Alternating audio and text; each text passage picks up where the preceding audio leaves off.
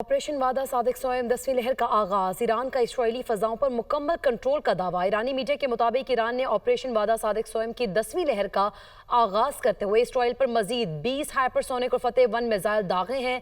पूरे इसराइल में खतरे के सायरन बज उठे। पासदारान इनकलाब ने दावा किया है कि इसराइल के खिलाफ ताज़ा हमलों के बाद मकबूजा इलाकों की फजाओं पर मुकम्मल कंट्रोल हासिल कर लिया है और इसराइली दिफाई निज़ाम ईरानी हमलों के आगे बेबस हो चुका है। इसराइली मीडिया का कहना है कि तल अबीब, यरूशलेम, शरोन और हिफा में मिसाइल गिरने के इत्तलात हैं। खौफनाक धमाकों की आवाज़ें इसराइल में सुनी गईं। ईरानी हमलों में अब तक 27 इसराइली हलाक, 600 से ज़ायद जख्मी हो चुके। ईरानी आर्मी चीफ ने इसराइल पर हमले मजीद तेज करने का भी इंदिया दिया है। ऑपरेशन वादा सादिक सोएम 10वीं लहर का आगाज। ईरान का इसराइली फजाओं पर मुकम्मल कंट्रोल का दावा। ईरानी मीडिया के मुताबिक ईरान ने ऑपरेशन वादा सादिक सोएम की 10वीं लहर का आगाज करते हुए इसराइल पर मजीद 20 हाइपरसोनिक और फतेह 1 मिसाइल दागे हैं।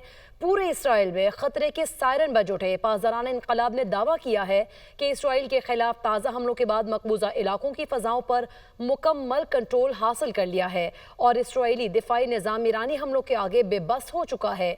इसराइली मीडिया का कहना है कि तल अबीब, यरूशलेम, शरोन और हिफा में मिसाइल गिरने के इत्तलात हैं। खौफनाक धमाकों की आवाज़ें इसराइल में सुनी गईं।